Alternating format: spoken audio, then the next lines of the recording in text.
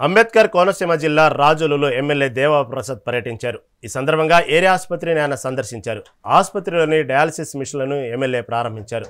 వైద్యుల కొరతతో ఆసుపత్రి పరిస్థితి అధ్వానంగా మారిందని ఎమ్మెల్యే ఆవేదన వ్యక్తం చేశారు. అధికారులు వైద్యుల నియామకానికి చర్యలు తీసుకోవాలని ఆదేశించారు.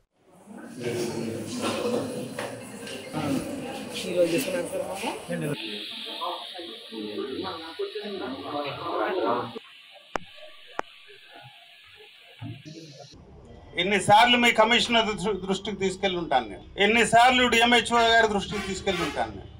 దయించి ఈ విషయంలో గైనకాలజీకి సంబంధించిన డాక్టర్ను మాకు ఇమ్మీడియట్గా కావాలి. ఇది పబ్లిక్ ఒపీనియన్, నాదే కాదు. అట్లీస్ట్ మీరు ట్రై చేయలేదు అని నేను చెప్పట్లా, మీరు కూడా ప్రయత్నించారు. 3 సార్లు డాక్టర్ని మాకు పంపించారు, వచ్చారు, చూసుకుంటారు పైనుంచి కిందకి. ఇక్కడ దూరం అంటారు, అమలాపురం దాటి ఎవరు డాక్టర్లు కిందకి రారు. కరెక్టే, దూరం కాబట్టి డాక్టర్స్ అందరూ కూడా వాళ్ళ పిల్లలు వాళ్ళ అకామిడేషను ఆ దృష్టిలోనే ఉంటారు తప్ప పబ్లిక్ సర్వీస్ మీద అంత దృష్టి పెట్టే పరిస్థితి వారికి రాదు. కానీ ఇక్కడ సఫరింగ్ 60 గ్రామ పంచాయతీలు ఉన్న నియోజకవర్గం మాది. 60 గ్రామ పంచాయతీలు కూడా అమలాపురం వెళ్ళాల్సి, కాకినాడ వెళ్ళాల్సి వస్తుంది. డెలివరీకి కాంప్లికేట్ అయితే, సర్జరీ చేయాల్సి వస్తే కాకినాడ పోవాల్సి వస్తుంది. కాకినాడలో టైం తీసుకుంటారు. అక్కడ 5 వేకెన్సీలు, దాంట్లో 2 గైనకాలజీ డాక్టర్కి సంబంధించిన వేకెన్సీలు, 2 మొత్తంలో 2 శాంక్షన్ పోస్టులు ఉంటే 2 పోస్టులు ఖాళీ. ఇక్కడ అంటే 60% పేషెంట్స్ మన దగ్గరికి రానక్కర్లేదు. ఎందుకంటే ఒక గవర్నమెంట్ హాస్పిటల్కి 100 మంది వచ్చినట్టయితే 60 మంది మహిళలు వస్తారు.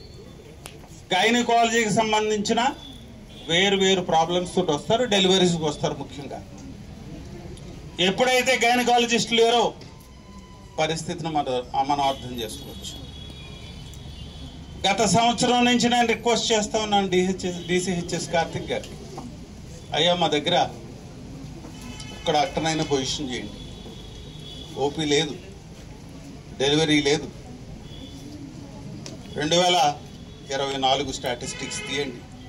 350 మంది డెలివరీస్ జరిగినాయి. ఇక్కడ 350 డెలివరీస్ హాస్పిటల్ డెలివరీస్ జరిగాయి. ఈ సంవత్సరం 64 డెలివరీస్ జరిగాయి. ఏం చెప్పాలా, ఎవరికి చెప్పుకోవాలా? ఎన్నిసార్లు నేను మీకు ఫోన్ చేస్తుంటాను. నేను ఇంకొక యాంగిల్ కూడా మీరు ఇక్కడ అర్థం అవ్వాలి మీకు కూడా. ఇది నేను ఎందుకు ఇలా డీటెయిల్డ్గా నేను చెప్తున్నాను, మీ టైం తీసుకుంటున్నానంటే అర్థం కావాలి. ఎనస్థీషియన్ లేదు. సర్జరీ చేయాలంటే కావాల్సిన మినిమం రిక్వైర్మెంట్ ఎనస్థీషియా, అది లేదు. ఇంకొకటి, సర్జరీ చేయడానికి ఎక్విప్మెంట్ లేదు. దేంట్లో ఆర్థోపెడిక్స్ 25 lakhs పెట్టి ఆర్థోపెడిషియన్కి మనం ఎక్విప్మెంట్ సప్లై చేయండి అని బాబు అని అడుగుతున్నారు. ఏమై రైట్? సో అక్కడ సర్జరీస్ జరగట్లా. డాక్టర్లు ఉండి సర్జరీలు జరగకపోవటం, ఎక్విప్మెంట్ లేకపోవటం ఒకటైతే,